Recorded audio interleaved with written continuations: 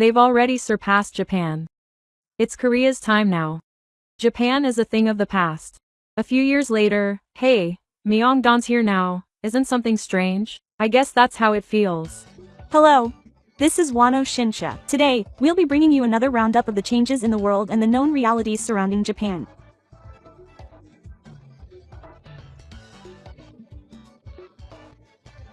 This time, we'll start with the story of a man who once believed that it was Korea's time. Tourism, economy, management culture. A sense of discomfort he gradually began to feel in Korea, which was supposed to be full of energy. And a few years later, what unexpected reality did he see in the bustling town after winning? Were we really winning?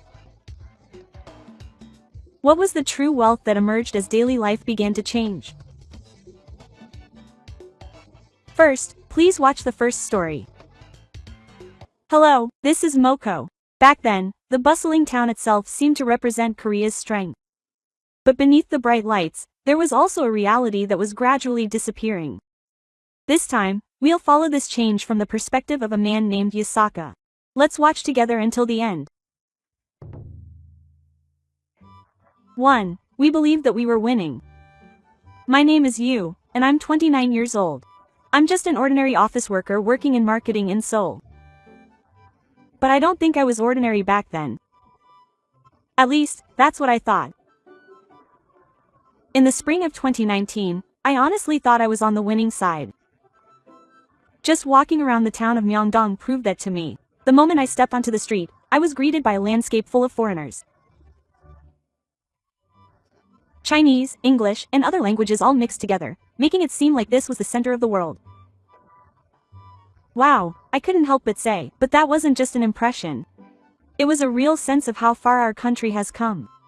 In front of a store playing KP, foreigners were holding up their smartphones to film videos. There was a long line in front of a cosmetics shop, and you couldn't even buy a sukepo from a street stall without lining up. Everything seemed to be going smoothly. This is Korea. The moment I thought that, a warm feeling broke deep inside my chest. To be honest, I was proud. Korea has grown rapidly in the last few years. In culture, economy, and tourism. Everywhere I looked, all I heard was talk about how amazing Korea was, and there was no reason to doubt it. It was the kind of atmosphere where doubting it would be out of place. And I was completely part of that atmosphere. No, in fact, I was one of the ones enjoying it. Japan has already surpassed them.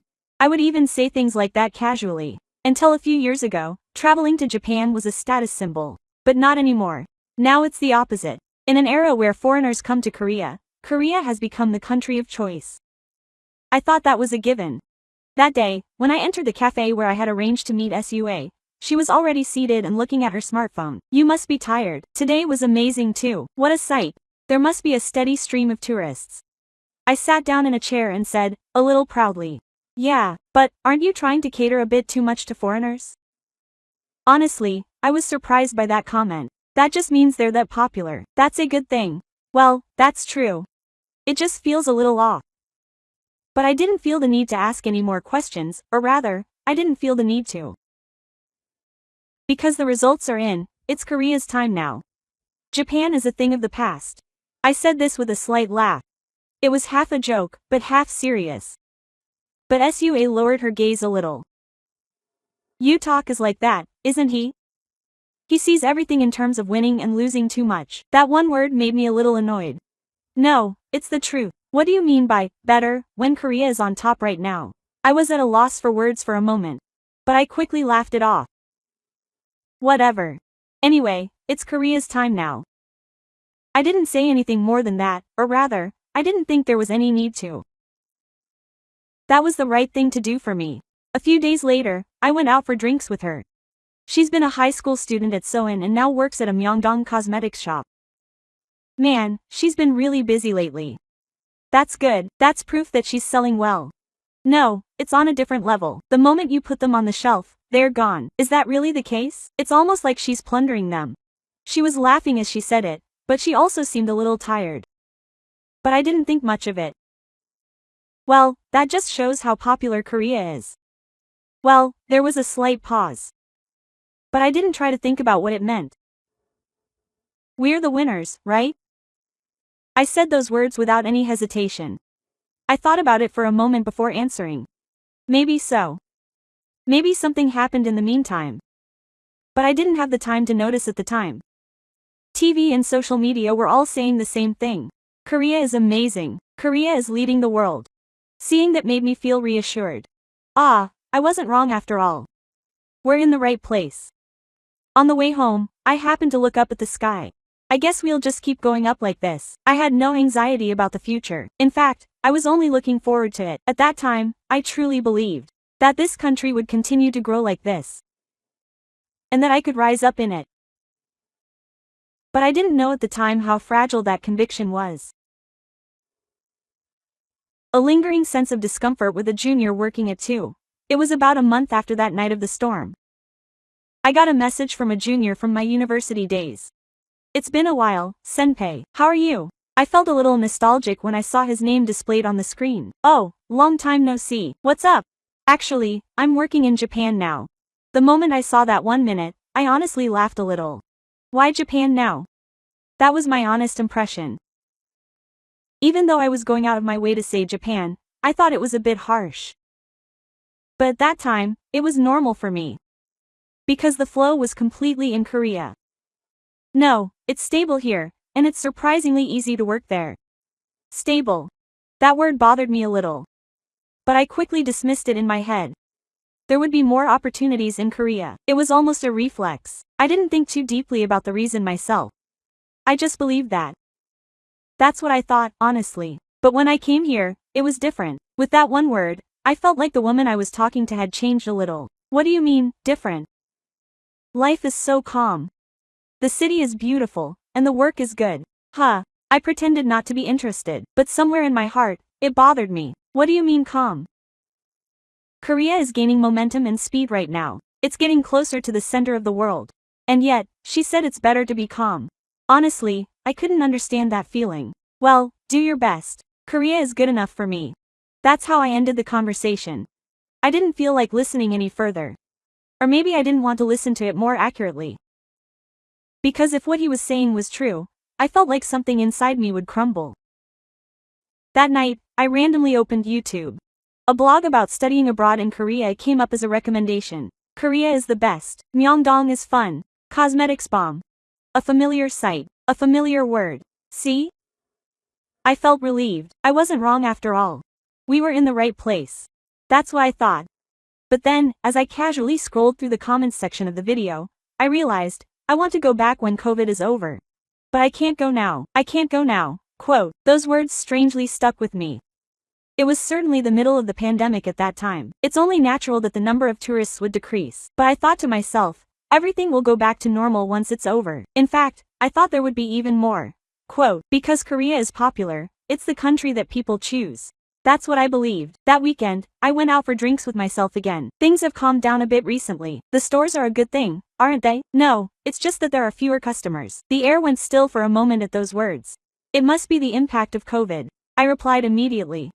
I didn't want to think of any other reason. Well, that's true. I didn't say anything more either. But for a brief moment, a small sense of discomfort lingered in the depths of my chest. Something I couldn't prove. Something that was bothering me. But I ignored it. Or rather, I tried to ignore it. I was going back anyway. I said that as I finished my beer. As I was walking home, I looked around the town, which was the same as usual. The neon lights and the flow of people all looked the same. But I felt like there was just a tiny gap, an indescribable sense of discomfort. Was it my imagination? I muttered that and started walking. At that time, I didn't realize it yet. That this wasn't a temporary change. That things weren't going back to normal, but that something was starting to end. And most of all, that the things I had believed in were starting to shift little by little. 3. Silence. Gradually, the reality began to crumble. Spring 2022, the pandemic had calmed down and people were returning to the town. Everyone thought so. I was the same. I thought that Myeongdong would come back and be even bigger than before. But the moment I stepped into Myeongdong for the first time in a while that day, I noticed something was off. Something was wrong. There were people, Korean couples and young people were walking around normally, but there weren't enough. There weren't enough. The sounds that I had heard back then were gone. The jumbled air of Chinese, English, and Korean had completely disappeared. No, it was too quiet. No, to be precise, only the sounds of liveliness had disappeared. What was this? I looked around unconsciously. And then I noticed another strange thing. The shops were closed. There were signs posted everywhere. Quote, looking for tenants, closed for rent, that's the Maiwondan. I couldn't understand at first. That town that was so crowded with people that it was hard to secure a place is now open. No way! I couldn't help but let out a small voice. The words he had said back then came to mind. Isn't it too much for foreigners? I felt like I understood what he meant a little bit now. Suddenly feeling anxious, I sent myself a line message. Hey, Maiwondan is here right now, isn't something strange? A few seconds later, I got a reply. I guess that's how it is. Can I drink today? The message was shorter than usual. I felt like a different person at my usual shop at night. Before, I seemed relaxed and happy even though I said I was busy, but now I was clearly tired. What did you mean, I'm fired? It's completely closed. No, wait a minute. That shop was full of tourists, that cosmetics shop, and the tourists never came back. Those were just a few words. But that was all. But won't they come back soon? I thought it was a pleading way of saying it. I slowly shook my head. It's impossible. I can't make rent anymore. The landlord too. I finished the drink in one go. The manager said it was like he had been watching me for the past 3 years. A dream? Those words pierced my heart. Was that scene a dream? Did that liveliness and that line of people were all temporary? I couldn't say those words. The things I took for granted were falling apart with a bang. Check out SNS. Most of Myeongdon's posts have disappeared. I opened my phone after being told to. It's true that the Myeongdon recommended spots and outrageous videos that used to appear every day were almost gone. Instead, there were more and more videos about traveling to the countryside, exploring hidden gems in Korea, and living frugally. What's this? The flow has changed. Quote. He said those words quietly, and they sounded realistic in the dark. Isn't Korea the most popular country right now? I didn't even know what I was saying. Fu laughed a little. Who's saying that? I was at a loss for words at that moment. Even on TV news and SNS, reality was different. The person in front of me was losing food. The town in front of me was full of stores, which was true. I couldn't say anything. It was the first time. It was the moment when what I had believed in and the reality in front of me were different. On my way home, I walked alone down Myeongdon Street. The neon lights were shining. There were a fair number of people, but it was completely different from that time. Aren't you going back? I muttered. There was no answer. Only a cold wind was blowing. I couldn't admit it clearly at the time. But I definitely felt it somewhere in my heart. Something had come to an end, and at the same time, I felt like I had misunderstood something. If you've watched up to this point, you can see how things that seemed to be going smoothly gradually crumbled. And Yasaka would later face even more harsh reality. 4 exhausted young people in a society that was pushing itself too hard. My mind was hazy ever since I heard my story. That one word, which I might never get back, kept bothering me. But I didn't want to admit it. Because admitting it would mean denying everything I had believed in. A few days later, I met Sua. The moment I sat down at the cafe, I could feel the air getting heavy. How have you been lately? Honestly, I've been feeling down. I felt like that one word said it all. Work? Yeah. People are quitting non-stop. Is it that bad? Yeah, my seniors are quitting one after another. More than half of the new employees are gone. It was worse than I imagined. I couldn't say anything because overtime was the norm. My salary didn't go up, but my responsibilities were increasing. And the boss said it in a long bow. Korea is a developed country, so work with pride. Does that have anything to do with it? I blurted it out. Sua's shoulders relaxed a little. No, it didn't, but it felt like she was trying to push through everything with that. At that moment, something in my head seemed to connect. The gap between momentum and reality. I started to say that, but stopped myself. I couldn't put it into words yet. I'm also thinking about quitting. Those words felt strangely real. Sua is always calm and doesn't easily complain. And now Sua is saying she's quitting. I see. That's all I could say. I couldn't encourage her in any way. No, I felt like I had no right to encourage her, because I was in a similar situation myself. The pressure from above was getting stronger and stronger at the company. Sales weren't increasing, but targets were increasing. Budgets were being cut, but results were being demanded. I quit right away. Only the exhausted people were left. Isn't something strange? It suddenly came out of my mouth. Sua nodded quietly. It's strange. But no one can say it. Why? Because there's an atmosphere that says this is Korea's time. That one word sent a shiver down my spine. Ah, this is it. I hadn't been able to figure out what was wrong for a long time, but I finally felt like I could put it into words. Isn't everyone just forcing themselves? I thought so. It was immediate. They're forcing themselves to endure and believe that they're a great country. I couldn't say anything. Because that was exactly me. I've always believed that Korea is the best, that it's winning. But now all I see are exhausted people. Young people quitting. Jobs that don't last. Is this a winning country? I had the answer, but I couldn't say it. Yasaka, I really thought we were winning.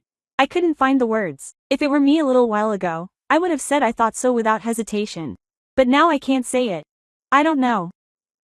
That's all I could do. Sua smiled a little gently. I think it's good, and just by being able to think, I don't know, I'm moving forward. Those words pierced my heart. Moving forward, even in this state. But I also felt a little better. Because I felt like I had taken a step away from what I had always believed to be right. As I walked through town on my way home, I wondered, what was I looking at? The neon lights were still shining. But I could see the other side of it now. I can't go back to being like you, because I realized it. The unreasonableness and distortion behind the words, this country is strong. And that was the first time I thought about it. Maybe we weren't winning, we were just believing that we were. This was the true nature of the fabricated reality that I had come to see. Even after I parted ways with Soa, my mind was still a mess. What does it mean to be winning? That question wouldn't leave me. The answer should have been easy just a moment ago. Korea is growing. It's being recognized by the world. There are a lot of tourists. So it's winning. That was the end of it. But now, each of those things was wavering. A few days later, I passed through Seoul Station on my way home from work. I was walking through the underground passage as usual, mindless, when, my feet stopped. What came into view was a sight I had never seen before. Sleeping bags, cardboard boxes, people sleeping in them. A simply partitioned space spread out in one corner of the passage. Was this really there? I couldn't help but look around, but the people around me were walking past as if nothing had happened. No one seemed to care. No, it felt like they were pretending not to see. My chest felt rough. This kind of scene shouldn't have existed a few years ago. At least it didn't bother me. I left the place without saying anything. My mind went blank. That Myeongdong empty store, my work, Sui's tired face. And then, I felt like everything I saw now was connected by a single thread. Is this reality? I muttered quietly. But the moment I said those words, there was a part of me that didn't want to admit it.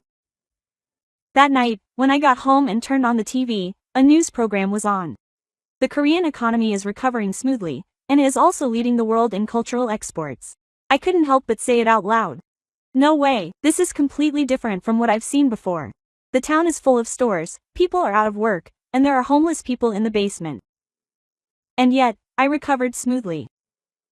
My grip on the remote tightened. Even when I changed the channel, all I saw was the same content. Korea is an advanced country, global Korea, the depths of my experience. What the heck? I was fed up with it. It wasn't anger, it was discomfort. Why was everything so out of sync?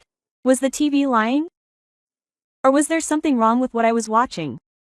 I picked up my smartphone as if searching for the answer. I opened SNS, and there was a completely different world. I couldn't get a job. I couldn't pay back my school fees. I couldn't get married. My store closed. Real voices. Someone's life. Someone's reality. I couldn't stop scrolling. None of it was an exaggeration. In fact, it matched what was happening around me.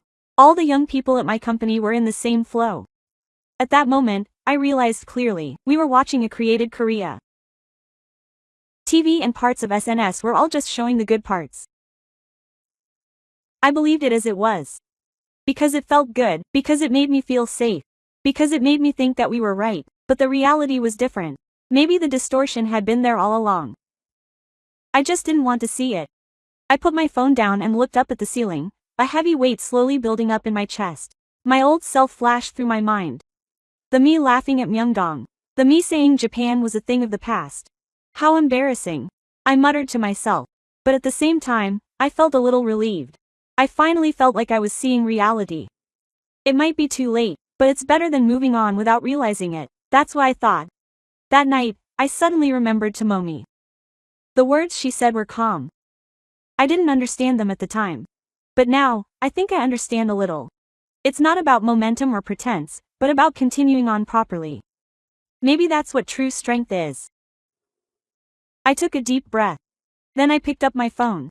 I opened my contacts and found Minwoo's name. After hesitating for a moment, I started typing a message. It wasn't about winning or losing. It was the future I had to choose. That was the night I sent the message to Minwoo. It's been a while. To be honest, how was it with you? I regretted it a little after I sent it. I guess my pride got in the way. I wanted to ask myself, why are you asking now? But I couldn't fool myself anymore. A few minutes after the message was read, the message changed. It's fine. It's stable. It was a simple minute. But those words felt heavy at night. If I had realized what stable meant specifically, I would have listened intently. My work is properly evaluated, and there is little unnecessary overtime. And my life is calm. Calm. It was those words again. But now I was able to think without running away. Honestly, Korea is a bit tough. It was the first time I typed my true feelings. The moment I pressed the send button, my heart felt a little lighter. Is that so? Myeongdong is also full of stores in the fall, and my friends have lost their jobs. It's not often reported on the news, is it? That's right. That one word summed it all up. Maybe I've been mistaken all along. I thought I was winning. But maybe I was wrong. The message stopped replying for a while the message was read. That time felt long at night. And the words that came back were, I don't think it's about winning or losing. Well, I think it's not about which is better, but which is easier to get to. At that moment, something clicked in my head. Oh, I see, that's what it means. I've always thought in terms of winning or losing between countries, but I'm the one actually living. Korea certainly has a lot of amazing aspects. But I feel like I'm pushing myself too hard. I can't do it. So Ah's face came to mind at those words. Tired eyes, colleagues quitting. All the pressure-filled workplaces connected. Japan isn't flashy, but it feels like things are running smoothly. It's not flashy, but it's running smoothly. Isn't that incredibly important? I stared at the screen for a while, unable to type anything. At that moment, I suddenly realized. My feelings toward Japan had changed. I used to think it was a finished country. But now I'm different. I think it's a country that's still going strong. Just that alone changed the way I saw it all. That weekend, I returned to Japan temporarily. The three of us met up for the first time in a while. The moment Suwa and I entered Ji-hoo and saw her face, I could tell that Mi's demeanor had changed. She was calm. She seemed relaxed. That was something he didn't have 3 years ago. To be honest, is Japan really that good? It's not that it's good. It's more like a country where you don't push yourself too hard. You don't push yourself too hard. If the train is delayed, you get a proper explanation, and it's easy to voice your opinions at work. It feels like there's a proper system in place. It's the opposite in Korea. I couldn't help but smile wryly. If the train is delayed, you get a complaint, and you can't voice your opinions to your boss. I feel the same way. There was a brief silence. Then he said, I'm thinking about working in Japan. I was a little surprised by those words, but strangely, I didn't feel like denying it. I thought it was only natural. I think it's a good idea. It's never too late, right? You shouldn't be afraid to make a choice. Those words strangely stuck in my mind. Making choices. Have I been making choices up until now? Or have I just been going with the flow? On the way home, the three of us walked together and I thought, I need to change too. I didn't say it out loud, but I thought so in my heart. I can't go back to the illusion that Korea is number one anymore. But that's okay. I've finally come to see reality properly, and for the first time, I thought, Korea can still change. I whispered to myself. It may be too late, but what I realized is not in vain. What should I do from here? That is my choice from now on, I thought. Various opinions were received from people overseas on this topic, so I will introduce some of them.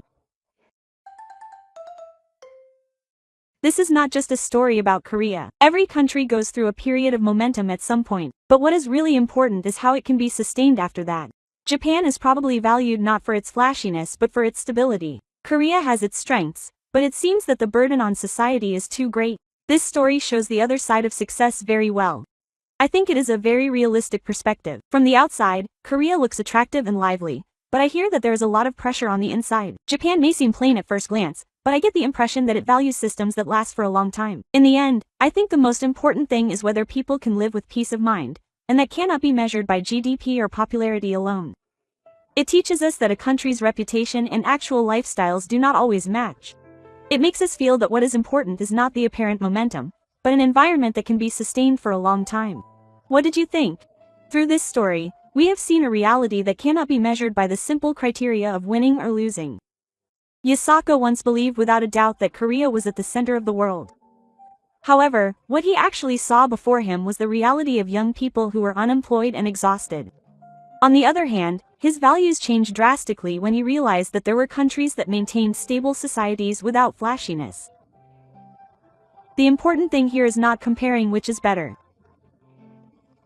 Isn't it the degree to which people living in a country can live comfortably and securely that is the true meaning of strength?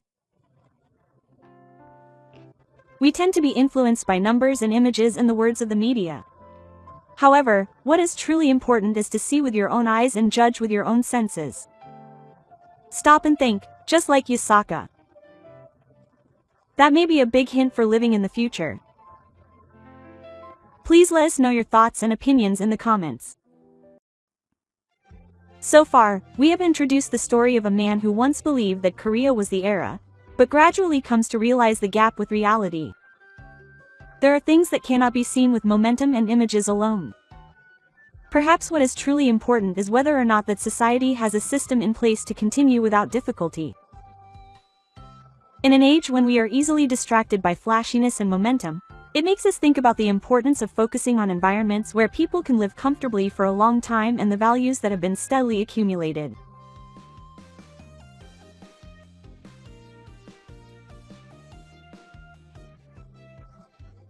In the next story, we will introduce a Japanese vehicle that is not flashy but is attracting attention from all over the world as something truly valuable. People overseas couldn't help but beg to be sold. The vehicle they were so eager to see was none other than a Japanese minicar.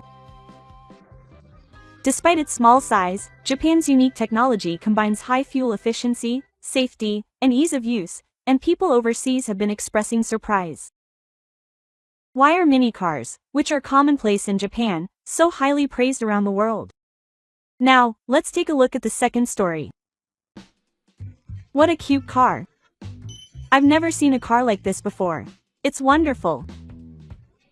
As you all know, Japanese cars are popular around the world. And minicars are also very popular in Japan. Minicars are extremely popular in Japan, and there is data showing that currently, approximately 40% of new car registrations in the country are minicars, including commercial vehicles. Many models can be purchased for less than 2 million yen even as new, and minicars are easy to drive because they have low maintenance costs and are easy to maneuver.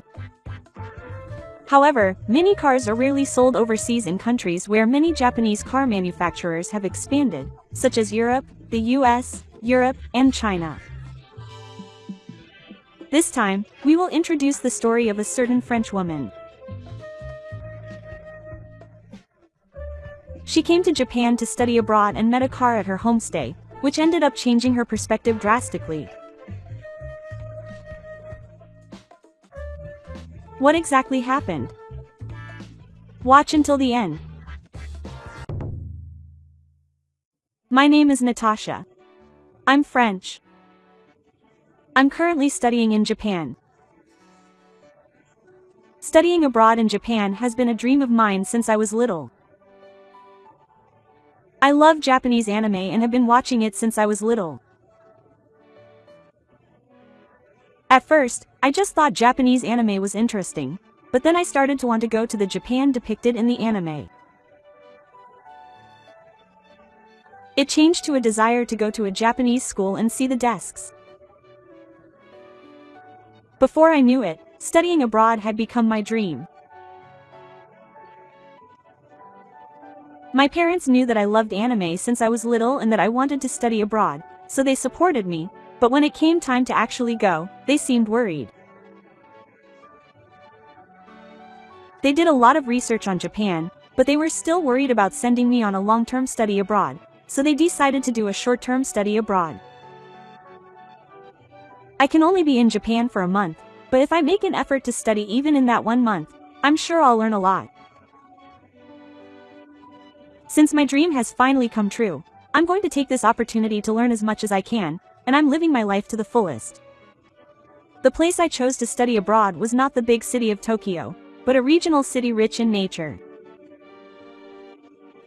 I was lucky that the city had a university where an authority on history, the subject I wanted to study, worked, and that they happened to have a study abroad program. Big cities are great, but Japan is a wonderful country even without big cities, so I was looking forward to it.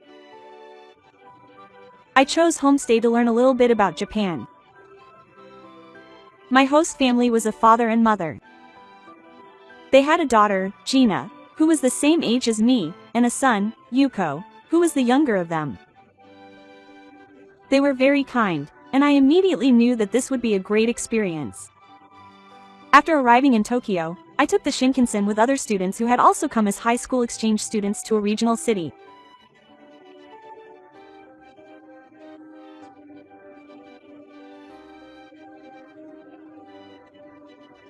It was urban, yet so green, and I remember my eyes sparkling with excitement at how wonderful Japan was. My host family came to pick me up at the station. I was surprised that everyone was there even though it was a weekday. But my host mother said, "It's worth it to welcome you," and I was happy. They came by car, and all of my host family members were fluent in English. I was surprised. I thought English wouldn't be spoken in Japan, so I thought either my host mom or dad would be able to speak English, but I was surprised that everyone could. Also, the van that my host dad was driving was very comfortable and nice. Japanese cars are really nice. My dad loves cars and seems to have always admired Japan. He said he wanted a Japanese car for the family, but he hasn't changed yet, so I think he'll probably go back to a Japanese car when he changes cars next time. When I told him that the car was really nice, my host mom laughed and said that it was the car that my dad always drives. He uses it when we go on long trips, but he doesn't use it for everyday driving. He just got a nicer car because he's coming to pick me up. If my dad drives one, that means my mom drives one too. This regional city seems to be a car-oriented society, so maybe it's normal for mom to have several vans. After all the families around my host family had several cars too. And in the evening, they all threw me a welcome party. They were all really nice people, so we got along well right away. The next day was Saturday and everyone had the day off, so we decided to go out. But it seemed like my host dad had to work all of a sudden and couldn't go with us. When I got ready and went outside, it seemed like my mom was going into town in her car, and the car I had taken yesterday was already gone. It looked like my dad had taken it. What car are we going to drive today? What kind of car is this? It was parked next to the big van from yesterday. It had such a low profile that I didn't even notice it. It has a nice shape, but it doesn't have much presence compared to the van. But somehow it looked a little attractive. It's such a cute car. I've never seen a car like this before. It's wonderful. When I excitedly complimented the car, my host mom came out. That's right, not many people in Japan react like that. It's because it's such a common sight. Really? I've never seen such a cute car. Then I'm glad we got this car today. Try it out and see how it feels. She said that happily. I was happy to be able to go out in such a cute car too. But just before I got in, I felt a little uneasy. Well, I'm not an expert on cars, but I have the impression that small cars don't have as good performance as big ones. Big cars also have a luxurious image, and despite their size, they're quiet and comfortable to ride in. So I had the opposite impression of small cars. I thought they might be uncomfortable to ride in. Japanese people are fashionable people, so they can develop well-designed cars, but I thought that maybe they're putting too much emphasis on design and the performance might be bad. So I was a little worried. Since it's small, the interior of the car would probably be cramped. Even though I was thinking that, Yuko got into the passenger seat and Gina opened the back door. Thank you for riding. I got in and was surprised. There's so much legroom. I thought it would be cramped and stuffy, but it wasn't at all. It's very spacious. It might be a little tight with a lot of luggage like I had yesterday, but there's no problem getting in normally. And when we started driving, I realized that it didn't shake at all. I was surprised at how comfortable the ride was. Also, because it's small, it's easy to maneuver and can drive through narrow alleys without any problems. Big cars are cool, but I thought this might be just right. I don't see this car very often in France. What kind of car is it? In Japan, they call it a light car. I've never heard of a light car. Oh, really? This car is a little smaller than a regular car. This is unique to Japan, and it may not be exported to Europe very often, the host mom explained in detail. It's cheaper to buy than a regular car, and because it's small, it has good fuel efficiency. Plus, taxes and handling fees are cheap, so it's good. That's right. That's good for France. France has a lot of traffic jams and a lot of narrow roads. Good fuel efficiency is very attractive. But Japanese cars are popular, but there are no light cars. I wonder why. Juna, who was sitting next to me, said that out of the blue, and I was puzzled too. Then, it seemed that my host mom had experience working for a car manufacturer, and she told me a little bit about the situation. People in Europe and the United States drive faster than in Japan. It's thought that the reason is that light cars haven't passed the crash safety tests. Of course, mini cars are safe, but they are slightly less safe than regular cars. The standards are also slightly different. And above all, it seems that the fact that mini cars are a uniquely Japanese concept is a big reason. Mini cars in Japan have their own special preferential treatment, such as lower automobile taxes and insurance premiums, and this is also due to the Japanese legal system and tax system. If these preferential treatments did not exist, many Japanese people would probably switch to regular compact cars. However, it seems that it is difficult to introduce such a system overseas. There are probably various reasons depending on the country, but I don't know the details, but I found this car very attractive. I want to drive a mini car when I get my license. When I muttered this quietly, Yugo asked, "Do you like mini cars that much?" Yugo said happily, "This car is nice. I think I want to drive this car when I get my driver's license too." People often say, "You're a man, but you drive a mini car?" "But it's attractive," he said happily. It's true that it may not be the kind of car that men would drive, but it's definitely attractive even for men. Besides, there's no need to stretch your budget to buy a regular car. It has all these features. As we were talking, we arrived at our destination in no time. It's easy to maneuver even in a small, crowded parking lot, so it's easy to park. I thought that this car was perfect for France, including that aspect.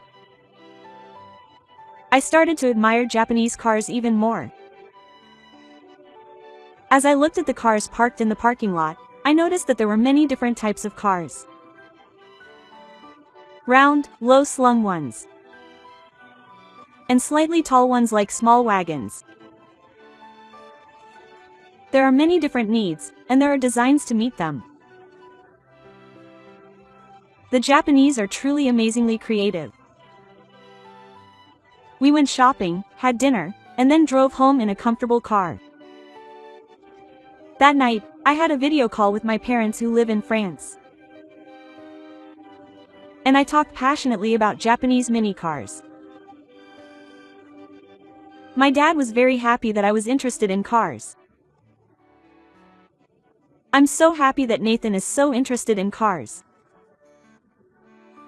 Honestly, I was surprised too, because I didn't think I would be interested in cars. But they were still very appealing. After putting down the phone, I looked up mini cars online, but it seems that you can't buy them in France after all. There is demand for them in France, and they have a wide variety of designs, making them very attractive. And it's not just France. There are many people who want them in the UK as well, and apparently there was even a feature on the BBC web version called Japanese mini cars that the British need. My dad was happy to hear that I was into cars, so he sent me the URL. After reading the article at the URL, I contacted my dad again. We got really excited talking about Japanese mini cars. I don't know if the day will ever come when Japanese mini cars will be introduced, but if they are this much in demand, they might be introduced someday. France has more narrow streets than Japan, so I think there is a certain demand for them, but it's difficult when they say that the plan doesn't fit. I understand that there are issues that need to be overcome, but for some reason I was fired up in a different way. That is, I thought that I should make a car that fits the plan. I can't keep relying on others. I'll work for a Japanese car manufacturer and give a presentation. Then I'll definitely drive a mini car in France. I might even start a manufacturer in France that specializes in mini cars. Well, it may be impossible, but dream big, and I never thought I'd get this into cars, but that just goes to show how great Japanese mini cars are. I need to study hard now so I can make my dream come true.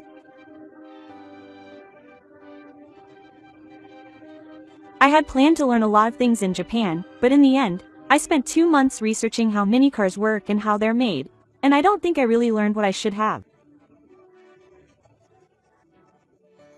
My host mom said she was happy that I found a wonderful dream in Japan, and that if I ever come to Japan again, I should come here.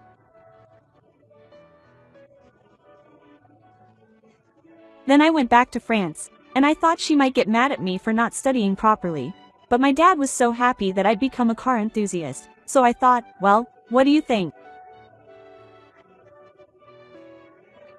Japanese mini cars are popular overseas for their design and convenience. However, as mentioned in the main story, they are not sold in Europe in particular. The main reason for this is the difference in what people expect from cars in Europe and the United States and Japan. Mini cars are compact and have good fuel efficiency, but they have a modest engine displacement of 660 cc. Of course, they don't have much power and they don't go very fast. Overseas, there are many roads with good views, so there is more demand for cars that can go faster than those that can handle narrow streets. Also, traveling at high speeds on roads with good visibility increases the chance of accidents. Since 1988, only mini vehicles that have passed the same safety crash standard tests as regular cars have been sold in Japan, but safety standards differ from country to country. In the US, crash safety standards are particularly strict, and there are days when many vehicles are not allowed to be driven on the road. In the US, many people travel long distances and drive at high speeds, so it is understandable that the standards are strict. Even in the US, where many vehicles are not allowed to be driven on the road, many trucks and the like are popular as agricultural vehicles. Automobiles are said to be a Galapagos car unique to Japan, with preferential treatment. Galapagos is a business term that refers to an industry that has no mutual understanding and can only be expected to develop domestically. Many vehicles, which are called Galapagos cars, are exported, although not to the same extent as regular cars. However, cars exported overseas do not need to follow the rules for Japanese mini vehicles. While Japanese mini vehicles are stipulated to have an engine displacement of 660 cc or less, they are full of regulations because they have more living space and are more spacious. For this reason, in many cases, the displacement is increased from 800 to 1300 cc to avoid criticism of the engine's relative power in export destinations.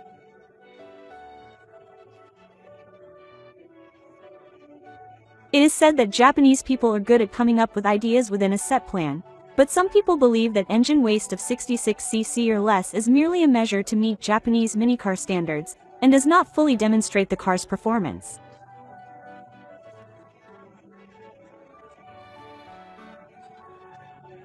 If you want to sell Japanese minicars overseas, the best target is a new country with a small number of cars on the road, where rapid market growth is expected. On the other hand, there are markets where the car culture is already mature, such as North America, where there is no benefit to adopting minicars in terms of road planning, and Europe, where the shift to EVs is progressing due to tax rates based on environmental impact. And in countries such as China, where luxury cars are culturally equated with large cars, it must be difficult to convey the appeal of minicars. As an aside, the idea that luxury cars equal large cars is not limited to China. In Japan, there have been several small luxury cars sold in the bubble economy, but none of them have been successful in terms of sales.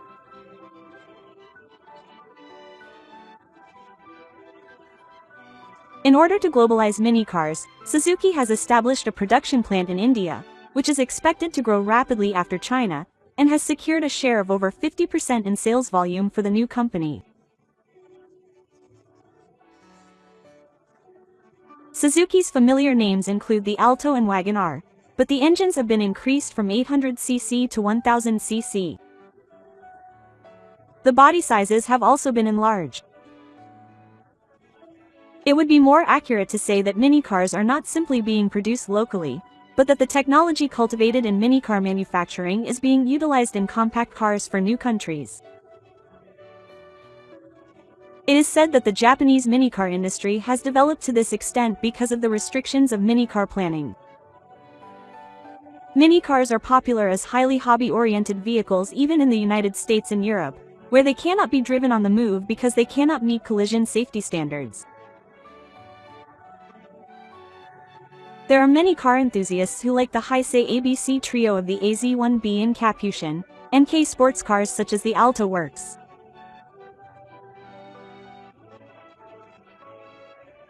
It is said that Japan's minicars have established a unique automobile culture and have produced famous cars, but it is an undeniable fact that minicars have developed overseas in the future.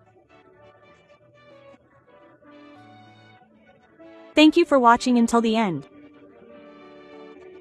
If you found this video interesting, please give it a thumbs up and subscribe to the channel. See you in the next video. So far, we've looked at Japanese minicars, which are garnering a lot of attention from overseas. Instead of big, flashy cars, Japanese minicars are small but highly practical, with fuel efficiency, safety, and ease of use all carefully considered. We've seen how Japan's unique approach to figuring out how to make things more convenient in limited environments is highly regarded around the world.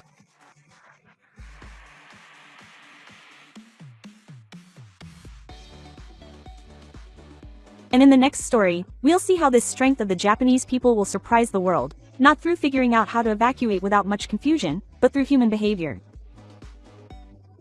The shocking aircraft accident that occurred at Haneda Airport. In a tense situation, the international media took notice of the way the passengers completed their evacuation without much confusion. And the calm response of the JAL flight attendants was particularly praised. The world should learn from Japan. Why was an exemplary evacuation possible in such harsh conditions? Now, let's take a look at the third video. Japanese people have wonderful manners. You should be proud of them. Japanese people are probably the most well-mannered people in the world. As 2024 began,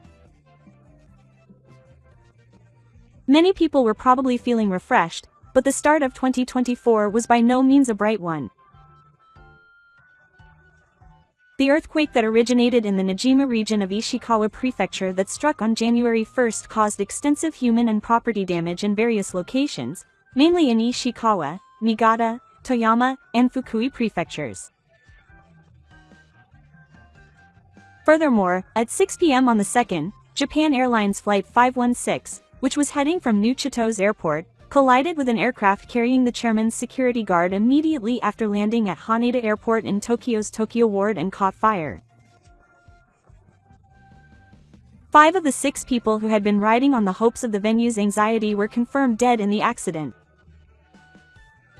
It has also been confirmed that 14 of the senior passengers and crew on Japan Airlines Flight 516 were injured. Many people are probably heartbroken by the series of unfortunate events that have occurred so early in the new year. Despite the plane accident, it is said that supporters' response has brought in voices of excitement and surprise from all over the world.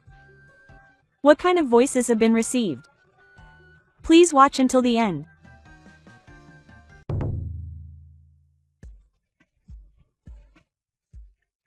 Overseas media have reported that it was a miracle that all 379 passengers and crew survived the evacuation of a Japan Airlines plane that collided with a security aircraft at Haneda Airport and caught fire.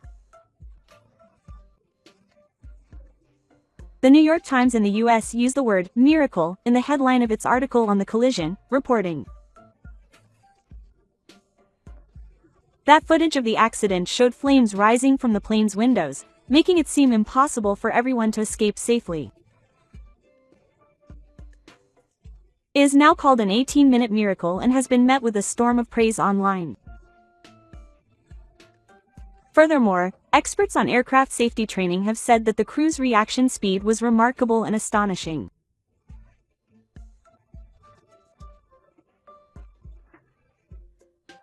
CNN also reported that a pilot from a major European airline said that the pilot had performed an exemplary evacuation in the most difficult of conditions, and that the crew and passengers were deeply moved by the cooperation between the crew and passengers. According to British media outlet Express, video footage from the plane showed passengers standing in their seats, pale with fear, screaming as smoke filled the air. One video showed the wings of the aircraft, which were dyed red as if the fire had spread from under the aircraft.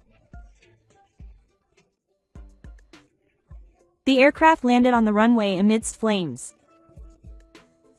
Passengers quickly evacuated, and the fire soon engulfed the aircraft. The fire was so intense that it melted the entire aircraft and even set the runway on fire. One passenger told the Associated Press that the cabin was filled with smoke and looked like hell within minutes. We didn't know where we were going, so we jumped out. It was chaos. Another passenger told Kyodo News that as the aircraft landed, he felt something hit the wing, saw fire through the window, and the cabin was filled with gas and smoke.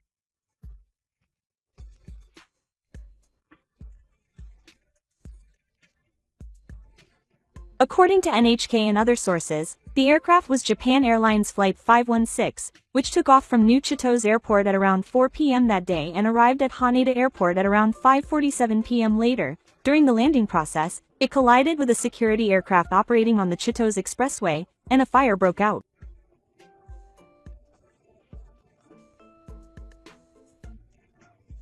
There were 379 passengers and crew on board the aircraft, and all evacuated after the fire broke out.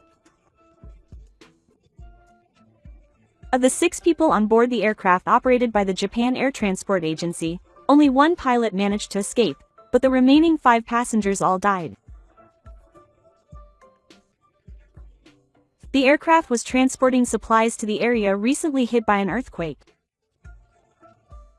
Following the collision between a Japan Airlines aircraft and an aircraft operated by the Japan Air Transport Agency, JAL's flight attendants have been receiving praise for their work. The flight attendants have been receiving praise for their calm response and evacuating all 367 passengers in 18 minutes despite the panic on board and the threat to their own lives. A former flight attendant expressed surprise and praise for the fact that no one was killed, saying that the actions taken by the flight attendants in this incident will serve as a great example for the airline industry going forward. I watched the footage of the accident, and at first I thought that a considerable number of people would be killed. But when I heard the news that everyone survived, I thought, along with and, that it was the result of their regular training. I think there are people who admire the sea and think that the uniforms are cool, but that's not the case. The security aspect is important. I felt that JAL's training was quite stingy. That was said by Asako Ozawa, a former flight attendant who gives lectures nationwide on aviation safety and the mission of flight attendants. There are some key points that Ozawa raised after watching a video taken by a passenger on board. There is often a sound called the call button that rings from the cockpit on board. There is an anomaly if it rings once. What does it mean? If it rings twice, what does it mean? When watching the video, the sound rings 3 times. The number of rings indicates an emergency message from the cockpit. Of course, passengers do not know this, but for flight attendants, this is an emergency sign, and they can tell from the sound alone, even if they cannot confirm it. It is said that the 3 rings are also a signal used when passing through a southern air current in the sky. In this accident, it is known that communication from the cockpit to the cabin was almost completely cut off after the collision. The safe evacuation of the passengers was left to the judgment of sea since the sound was repeated several times. They wanted to make contact from the cockpit.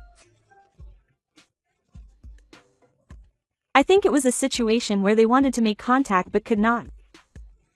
However, the JAL flight attendant judged from the sound that this was definitely an emergency, visually confirmed the flames, and selected and opened only the safe doors. We do this many times in training, but we don't usually experience something like this. It's really amazing that they were able to stay so calm when it actually happened.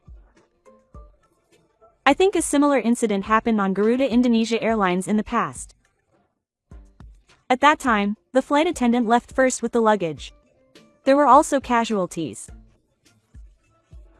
When I heard that the flight attendants guided the passengers until the very end, and that the flight attendant made sure that everyone had evacuated before disembarking with the flight attendants, I realized that JAL is very organized and that they have thorough training in crisis management, he continued.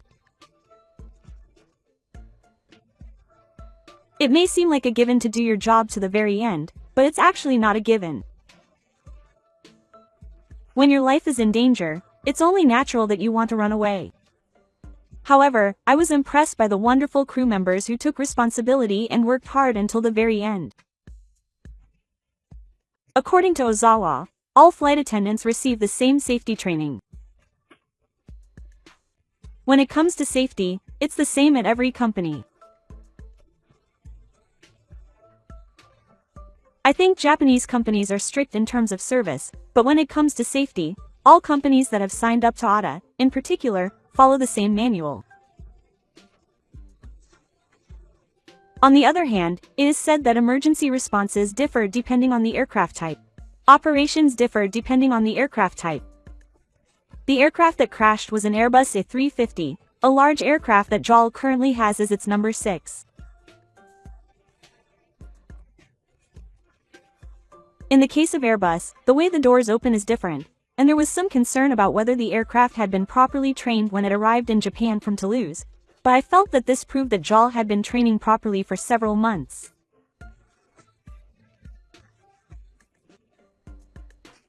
After the incident, Mr. Ozawa received messages of praise for JAL's response from airline officials around the world. It is commendable that everyone survived despite the accident at JAL. Some said that this was a testament to Japan Airlines' training, while others said that the Japanese people have an excellent sense of safety. This shows how much the world recognizes this as a serious accident. I am not a Japan Airlines employee, but as a Japanese person, I think it is a great achievement that no one was killed, and I can praise them for that, he said with a smile on his face. The fact that all passengers survived has been reported by overseas media as a miracle. Support played a major role in this. I think this will be talked about for a long time. It's not just the panic control on board, but also the fact that they calmed the passengers by shouting loudly. I think the power of the flight attendants was great in many ways. I can see why they are praised by people all over the world, and I'm proud to be Japanese, Ozawa concluded. Then, Yoshi read an article in the US after the accident. He wrote that although something very sad had happened, the actions of the Japanese people were praised in the midst of it all, and introduced an article in the US media published in the US. He then quoted some English and Japanese articles, saying that the fact that so many people were rescued so quickly from the plane before it was completely engulfed in flames not only shows the extraordinary actions of the crew, but also the extraordinary actions of the passengers themselves. He also said that what was even more miraculous was that the passengers did not panic and listen to the announcement, and that the response of the crew and passengers was praised. The manners of the Japanese passengers on board were also praised, but the Chinese media administration published an article saying that it was sad to see the level of civility of the Chinese people 10,000 meters above the ground. The article introduces some of the Chinese flight attendants of UAE Emirates Airlines. It seems that the article has been around for a long time. First, it introduces the conversations about Japan among the crew members on flights where there are only a few Japanese flight attendants among the crew. The content of the article states that Japanese people are particularly polite, and order is maintained on Japan routes, and that no one calls out to the crew or makes complaints. It also states that Japan is a country that is almost like a god, with beautiful cities, kind people, and development, and that Japan is a country that is highly praised. It also says that when a Japanese flight attendant hears such a story, he or she laughs lightly and says thank you. The author confesses that at that time, he or she, who was quietly listening in the corner, always felt a great deal of jealousy in his or her heart. According to the article, since Japanese flight attendants are required to appear on Japan routes, there are few opportunities for foreign flight attendants to appear. It also says that once a flight attendant appears on a Japan route, they become completely Japanese and refuse to appear on Japan routes in the future, so there are fewer opportunities for them to appear. On the other hand, it seems that there is only one foreign flight attendant on China routes, so there are more opportunities for them to appear. The article states that while there are already many opportunities to fly on China routes, there is a tendency for many foreign crew members to want to inspect their flights, and that even those who are not used to flying on China routes are increasingly getting the chance to do so. The article explains that the reason some crew members inspect China routes is because the level of civility of passengers varies and there are often cases where people have unpleasant experiences on China routes.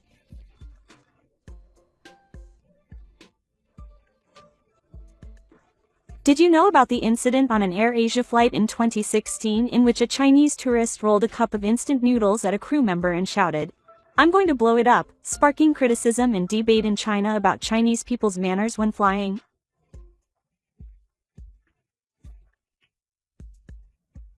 Since 2016, the Chinese airline industry has been implementing a system in which they create a blacklist of ill-mannered passengers and refuse to fly for a certain period of time.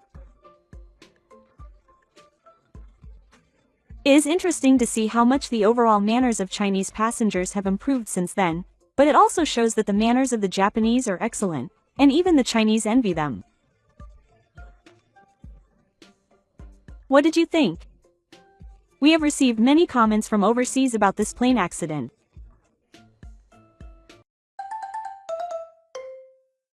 It is sad that such a tragic accident occurred so early. But the fact that there were no casualties among the passengers on the plane is probably due to the Japanese national character. Japan is a fairly decent, honest, and well-mannered country compared to the rest of the world. That's probably why there were so few casualties in Japan. I'm praising it as wonderful, but I also pray for the souls of those who were on board the plane that was affected by the disaster. It's fun to pray for Japan. Mr. C is kind, but not mechanical. Only Japanese people can treat people with such equality and integrity. I'm always moved by Japanese people. Japan is facing many difficulties in 2024. Recently, there have been posts on SNS about the differences in evacuation centers between Japan and other countries, but I felt that privacy was not being protected as much as in other countries. Japan is known as a safe country, so perhaps that level of privacy management is enough. However, I think it would be better to revise it. No matter how safe and secure Japan is and how used to disasters it is, the hearts of those who have experienced disasters are not so calm. Since Japan is known for being empathetic to others, I wish they would show a little more empathy. What did you think? The British BBC reported the accident in a breaking news report and launched a timeline on their news site to provide information about it approximately 40 minutes after the incident. In the video, a man who was waiting for a friend at Haneda Airport said, "It's shocking to think that my friend could have been on that plane." With the earthquake, tsunami, and now this accident, Japan has entered a very scary 2024. It's certainly not a happy start to 2024 for Japan. Many people have suffered losses due to the earthquake in Kokuriku, and I don't think these are days that can be spent in peace. It's okay. I can't say such simple words. However, let's stand by each other, support each other, and look forward together. I hope that 2024 will be a good year for everyone. Thank you for watching until the end. If you found this video interesting, please give it a thumbs up and subscribe to the channel. See you in the next video. So far, we've looked at the calm response shown by JAL flight attendants in the extreme circumstances of the Haneda Airport accident. The international media continued to praise the way they maintained order and safely evacuated passengers despite the chaos. This may have been due not only to the training they had accumulated over the years, but also to their sense of responsibility to act for others and their attitude of maintaining trust.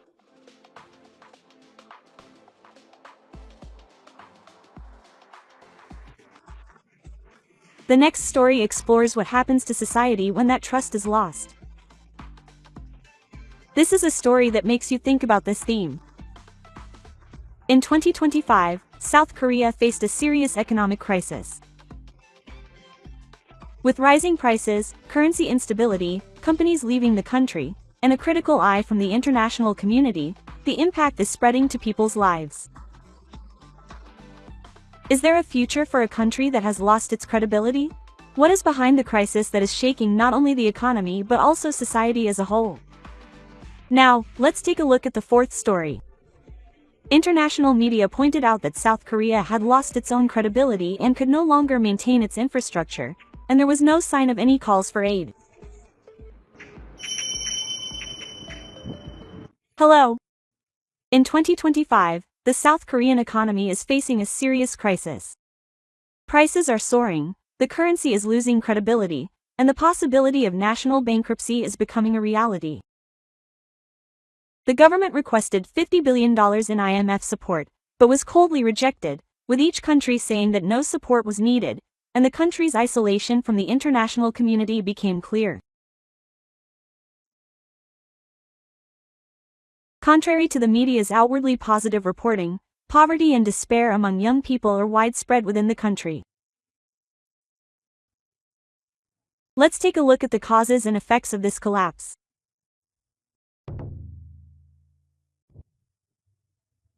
Although everyone had predicted the collapse of the Korean economy, when it actually happened, it had an immeasurable impact on society. At the beginning of 2025, citizens visiting the market in Seoul could feel firsthand how everyday shopping had already become something of a luxury. Even basic vegetables such as onions and cabbage had nearly doubled in price since last year, and eggs and milk had become a distant part of ordinary people's lives. Behind this was the fall of the currency. Food and energy, which rely on imports from overseas, had seen their values skyrocket, and as a result, daily living costs had a direct impact. The country's credibility had already collapsed both domestically and internationally. Paper money, once commonly used in the country, has now been abandoned by the public, and many families have invested their assets in banknotes and even cryptocurrencies.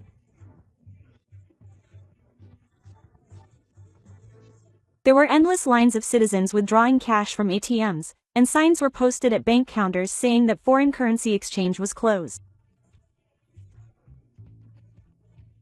The abnormality of the domestic currency not functioning domestically symbolized the irreversible path to economic collapse.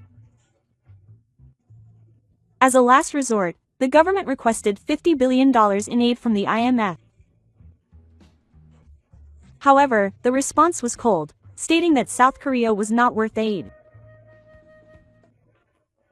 This rejection was not just an economic issue, but also a judgment by the international community on South Korea's long-standing dishonest attitude. It had inflated economic growth by falsifying statistics and deceiving investors and international organizations. It had broken promises and postponed fulfillment in free trade agreements and international contracts.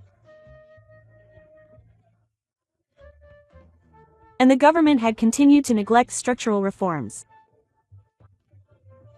All of these had come back to haunt it as its own fault. On the surface, the South Korean media continued to report positively, saying that South Korea was holding up and that its international reputation had previously been high. But the reality was completely different.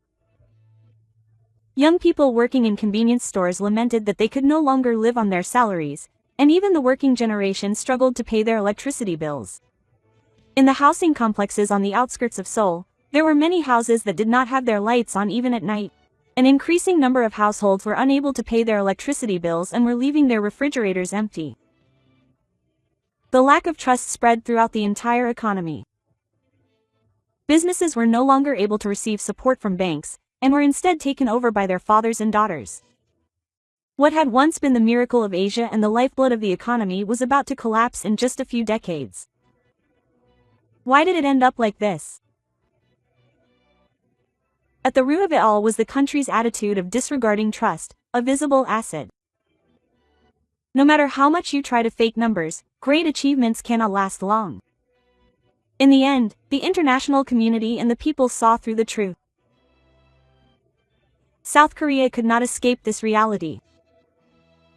The atmosphere in South Korea changed completely during this period. The streets of Myeongdong, which had previously been bustling with tourists, were now empty of people and lined with shuttered shops. The people gathered in the square and raised their voices denouncing the government's inaction, but the government remained silent. Its attitude of neglecting the people without saving a single life only increased suspicion. Trust in the judiciary also waned, and voices began to emerge that the courts were nothing more than the government's dogs. In this way, the entire country began to slide toward chaos. Further fueling the anxiety were the actions of Korea's leading major corporations.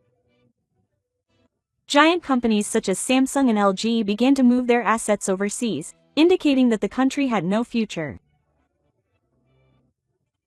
With the government's most reliable support body turning its back on the citizens, they felt even more despair. Trust between the state and national corporations wavered, and the system of mutual support collapsed. The younger generation was hit the hardest by this turmoil. They had no hope for the future, and faced the reality of having difficulty finding employment and struggling to even make ends meet. More and more people dreamed of studying abroad or moving overseas, but visa barriers and lack of funds prevented them from doing so. The question of whether there was any meaning in living this way began to weigh heavily on their minds. The collapse of Korean society was not just an economic disaster, but also a breakdown in the hearts and minds of young people. In the spring of 2025, the crisis facing South Korea was made even more serious by the complete loss of international trust. While the economic situation itself can be expressed in numbers, the lack of trust permeated every field in an invisible way, pushing the entire country into isolation. South Korea had continued to promote its status as an advanced nation, but the international community was beginning to see that this was merely a superficial display, and other countries began to distance themselves from it. The most symbolic event was Japan's freezing of the currency swap agreement. The South Korean government had strongly desired the resumption of the $70 billion Japan-South Korea currency swap agreement. Once a lifeline that had been extended to the world, it could be said that it was the last straw supporting the South Korean economy. However, in 2025, Japan announced that it would freeze the agreement indefinitely. The reason for this can be summed up in one word: the target was fed up. Looking back at the history of the Japan-South Korea currency swap, we can see how much Japan has supported South Korea. In 1997, South Korea's stock price plummeted during the Asian transit period, and its foreign exchange reserves were depleted. At that time, Japan was the first to announce financial support and stabilize the market through a currency swap agreement. Japan also extended a helping hand to South Korea without hesitation during the Lehman shock in 2008. If Japan had not taken action during the crisis, the South Korean economy might have collapsed each time. However, the South Korean government took this support for granted and, far from expressing gratitude, has instead made repeated half-hearted statements. When Japan showed an attitude of reconsidering cooperation, it criticized it as a betrayal, and when it received support, it promoted the idea that it had overcome the situation through its own strength. This attitude of not acknowledging Japan's support while receiving it has led to strong anti-government sentiment within Japan. In particular, in Japan-South Korea relations since 2019, conflicts have continued over the forced labor issue and export controls, and the Japanese government has repeatedly pointed out the cost of trust in South Korea. Nevertheless, Japan's patience had reached its limit with South Korea's unchanging attitude. The moment the announcement of the freeze was made, South Korea fell into panic. As soon as the breaking news broke, the financial markets plunged even further, and stock prices plummeted.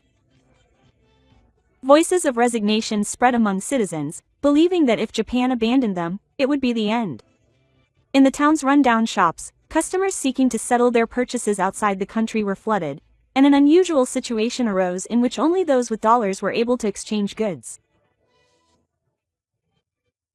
The government emphasized that it would continue dialogue with Japan, but very few listened to its words. Everyone intuitively sensed that the past half-hearted policy had come back to haunt them like a boomerang. This situation made South Korea's international position even more difficult. Following Japan's decision, other countries also reviewed their financial support and investment plans for South Korea one after another.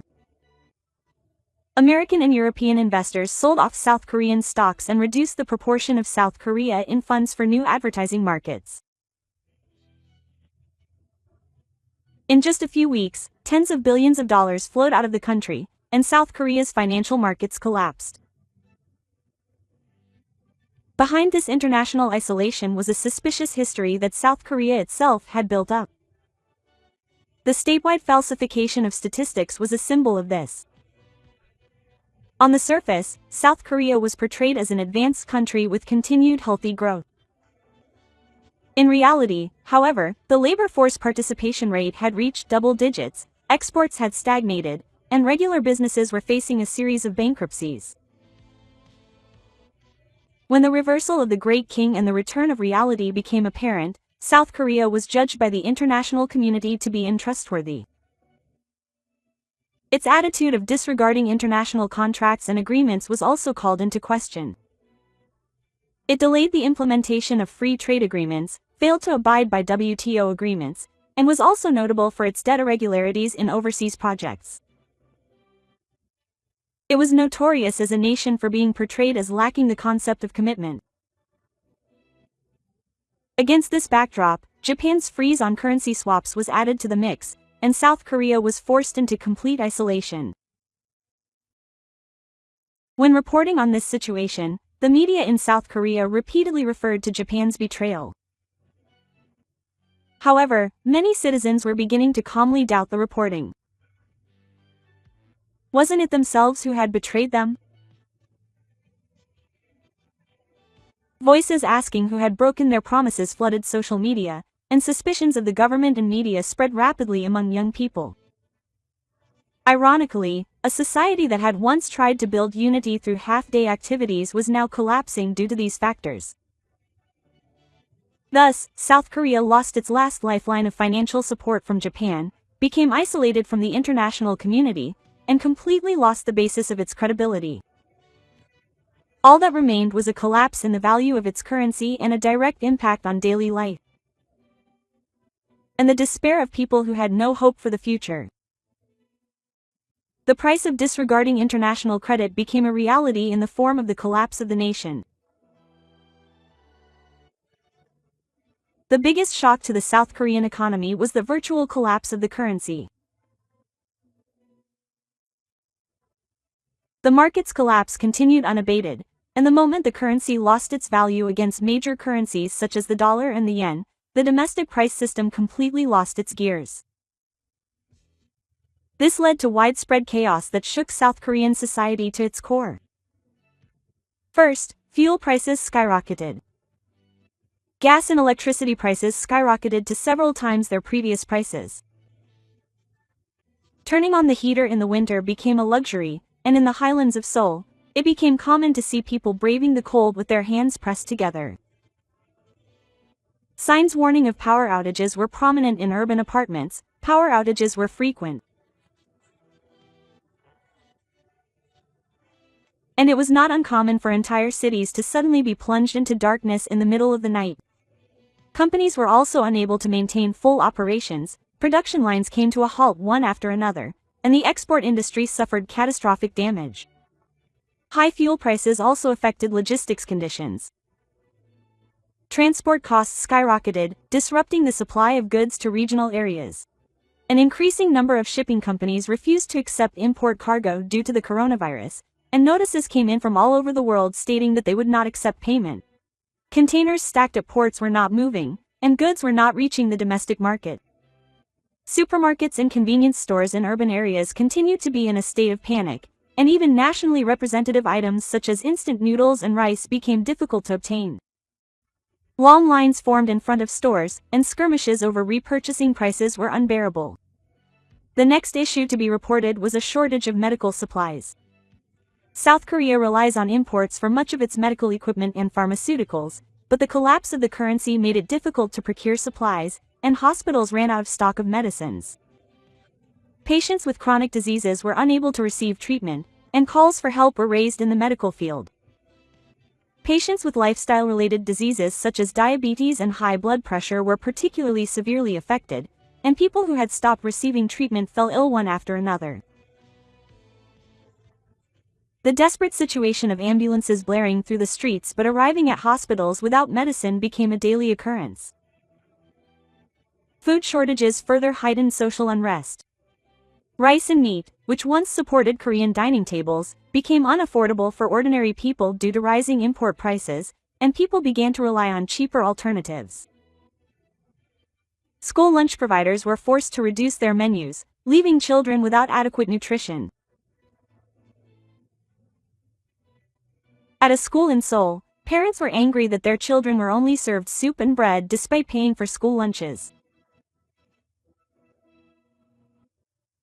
At home, only a few vegetables and grains were served on the tables, and meat and fish were only eaten on special occasions. Social unrest was also evident. Power outages and water shortages occurred frequently, and elevators in cities often stopped working. Residents of high-rise apartment buildings had to climb dozens of flights of stairs to carry water, which led to growing frustration and fatigue. Public transportation also faced fuel shortages, with subway services running at a much slower pace and bus services running at less than half the frequency. The emergence of the Prime Minister caused a sudden drop in productivity across society. The workers who maintained the infrastructure themselves found themselves struggling to make ends meet, and the situation spiraled into a vicious cycle as more and more people abandoned their jobs. People's psychology also changed dramatically. The collapse of the currency caused citizens to completely lose trust in their country's economy. Keeping books on hand was seen as a risk, and the movement to seek foreign currency and gold accelerated rapidly. Long lines formed at local currency exchange offices, and dollar bills were traded at high prices on the black market. The wealthy moved their assets overseas, and ordinary people sent their meager savings to convert them into foreign currency. The fear that if you think about it, you'll run out of money tomorrow took hold of society as a whole. This situation also deepened the divide between generations. The elderly said that the country would definitely recover, but the young did not believe them. Young people who believed that the country had no future, let alone recovery, dreamed of escaping the country, but visa barriers and travel expenses prevented this from happening. As a result, the dissatisfaction of young people who could not achieve their dreams continued to grow, and they became the center of attention in the affected areas. After trust in politics and the government collapsed, what remained was the cold stare of young people who wanted to abandon their country. Even more serious was the rapid deterioration of public safety. This shortage led to an increase in robberies and robbery, and going out at night became dangerous. The police were also understaffed and underfunded, and were unable to carry out their duties adequately, so citizens began to form crime prevention groups in each region to protect themselves. Seoul, once known as a safe city, was gone, and the deterioration of public safety led to further withdrawal of foreign investment. In this way, the collapse of the currency was not limited to economic numerical problems, but also shook the foundations of society as a whole and destroyed people's hearts. High gas and electricity prices, shortages of food and medicine, the breakdown of infrastructure, and the deterioration of public safety all combined to sink South Korea into chaos beyond the control of the state. At the root of this was the fact that South Korea had itself destroyed trust in its own currency. The collapse of the South Korean economy did not end with the collapse of households and small and medium-sized enterprises. Even large corporations, the backbone of the nation, began to relocate their bases overseas, as if they had given up on time. The actions of two major conglomerates, Samsung and LG, were symbolic of this. Samsung had long been the pride of Korea, and it was even said that as long as Samsung existed, the Korean economy would remain unshakable. However, in 2025, the company decided to relocate its main production lines to Vietnam and India. The reason was clear. The unstable power supply in Korea meant that cutting-edge production lines could not be operated due to power outages. With losses of millions of dollars occurring even after a few hours of power outage, management concluded that there was no longer any rationale for continuing production in Korea. LG also relocated its survival base for home appliances and batteries to Southeast Asia. The battery industry in particular was seen as a promising next-generation automobile industry, and the Korean government was able to invest large amounts of money in it as a future growth industry. However, it was impossible to maintain mass production in a country with an unstable power supply. Delays occurred every time the factory lines stopped, and as a result of losing the trust of overseas business partners, LG finally abandoned Korea. The exodus of these major companies overseas shocked Korean society. To the common people, Samsung and LG were not just companies, but symbols of the country. The fact that the company turned its back on the country as if to say that it had no future sent deep despair into the nation. A citizen who was interviewed on the street said in tears that if even Samsung left, there would be nothing left in the country. Behind the corporate exodus was the serious paralysis of social infrastructure. The collapse of the central bank caused a sharp drop in energy import prices, which had a direct impact on the domestic power supply. Imports of coal and natural gas were delayed, and the operating rate of power plants plummeted. As a result, rolling blackouts became a common occurrence across the country, with even Seoul experiencing power outages for several hours at a time. The water supply was also in crisis. In addition to rising water bills, maintenance of aging abandoned pipes was delayed, and citizens were frequently seen lining up to get water in urban areas. The lack of access to clean water worsened the health situation, and there were concerns about the spread of infectious diseases. Restrictions on the use of toilets were also introduced in schools and public facilities, making life in the city extremely inconvenient. The transportation infrastructure was also paralyzed. The subway's service intervals were greatly reduced due to fuel shortages and power outages, and platforms were overflowing with people during rush hour. The number of buses running also decreased, and in some regions, public transportation almost stopped. Even people with disabilities began to refrain from driving due to low gas prices, making it extremely difficult to get around in cities. The collapse of social infrastructure had a direct impact on people's lives. Refrigerators were not working, food was spoiling, hospitals were not providing medicine, and even transportation was lost. People lamented that they were living in the 21st century, but had returned to the Middle Ages. The phrase, "this country has regressed to a post-war era," became a trend in ANS, and young people completely lost their pride in time. The emigration of large companies overseas also dealt a serious blow to employment. The downsizing of domestic factories by Samsung and LG led to tens of thousands of people leaving the country.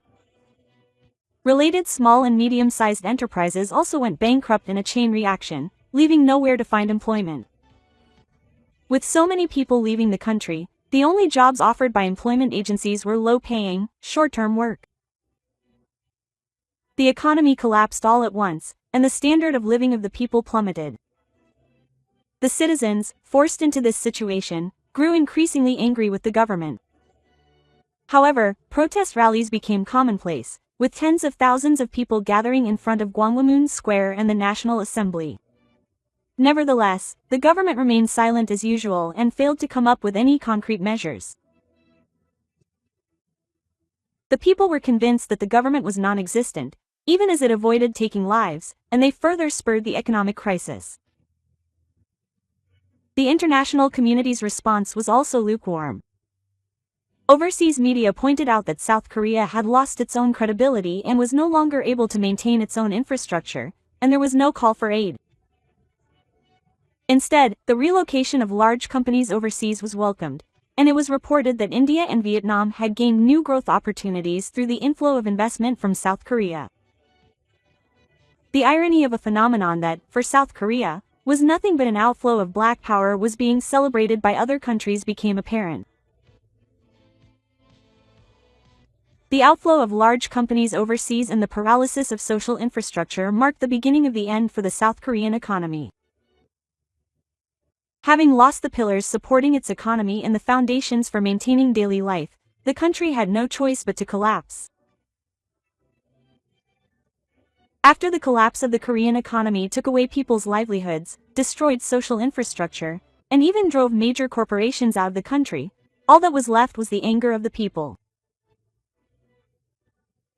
Even those who were not economic experts could sense the reality that the country was on the verge of bankruptcy. With unstable electricity and water, and expensive products in supermarkets, and job opportunities closed, debts ballooned. Unable to bear it any longer, citizens finally poured out and began to speak out against the government. One day, hundreds of thousands of people gathered at Gwanghwamun Square in the center of Seoul. The eyes of the people holding placards were filled with despair rather than anger.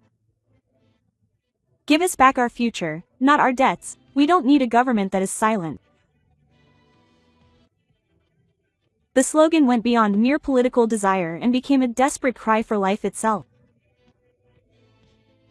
Among the participants were young people who had graduated from university but could not find work, middle-aged people who had lost their homes due to financial difficulties and were chased away by their wives, and elderly people whose retirement funds had been wiped out, representing a diverse group of people from all generations.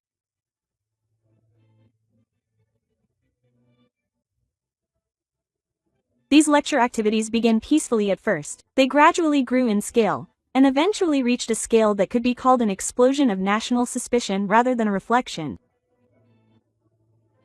The police tried to suppress the people, but lacking even the budget needed to maintain public order, the government had difficulty suppressing the demonstrations. How did the government respond to this situation? Surprisingly, both the presidential office and the National Assembly remained silent and did not offer their lives at all. Even more serious was the collapse of trust in the judiciary.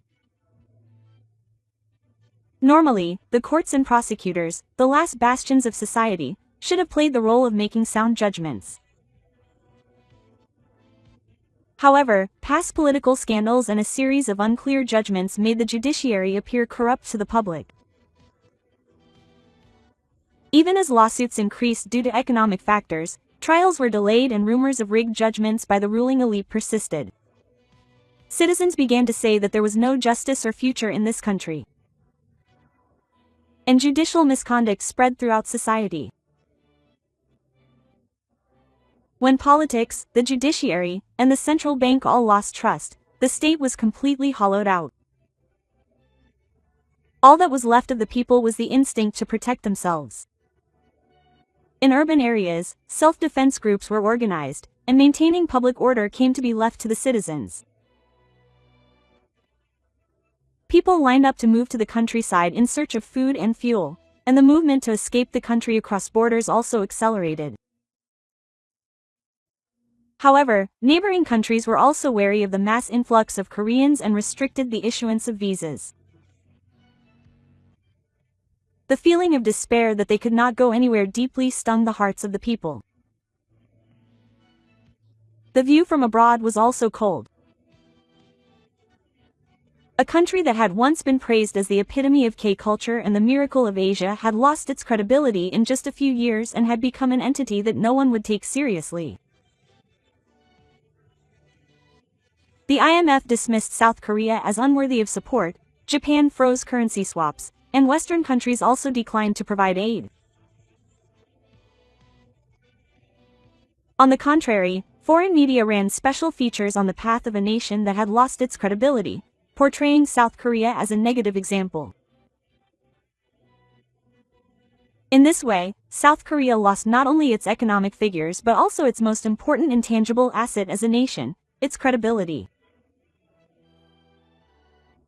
If you lose credibility, your currency will not function, the international community will turn its back, and the people will have no hope. The entire country had collapsed under the seeds of suspicion that it had sown itself. As disrespect spread, there was a phrase that was spoken among the people to divide them. It was that there was no future unless credibility was regained. People were beginning to realize this. Falsifying statistics, breaking promises, and embellishing the times with omissions would eventually expose everything and lead to collapse. South Korea could not recover unless it faced the international community and sincerely pursued reforms. However, the road was difficult. Trust cannot be recognized one by one. Recovering trust that had been neglected and covered up with lies for many years would require efforts spanning generations. People were left with anxiety, wondering whether the country still had the strength to do so, and could not help but look to a bleak future. In this way, South Korea in 2025 sank into a quadruple crisis of economic collapse, political instability, judicial corruption, and the creation and loss of trust. Even in retrospect, it was the final scene symbolizing the collapse of the nation, and it was the year when the people lost faith in their own country. No one knows what will become of South Korea. However, there is one thing that is certain. It is the stark reality that a country without trust has no future. What did you think? The collapse of the Korean economy in 2025 was not just a temporary financial disaster, but the result of trust that had been built up over many years. The total of fake promises and structural reforms all led to isolation from the international community, a currency collapse, the overseas departure of large corporations, and the paralysis of social infrastructure. Ultimately, the people themselves lost trust in the government, and the country completely lost its foundation of trust. The only way for Korea to recover is to build trust based on honesty. Whether or not it can regain its future depends on whether it can face this harsh reality head-on. Please let us know your thoughts and opinions in the comments. Thank you for watching until the end. See you in the next video. So far, we have looked at the gravity of losing trust through the Korean economy. The reality that cannot be seen from economic figures alone, people's lives, working environments, and hopes for the future. Perhaps it is not just money and systems that support society, but the invisible foundation of trust.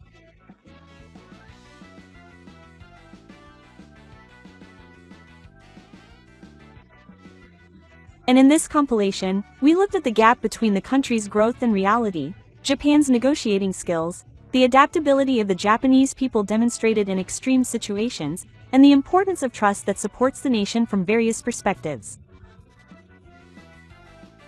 What are the truly important things that cannot be understood through glamorous images and numbers alone? I think the content made us think about these things again.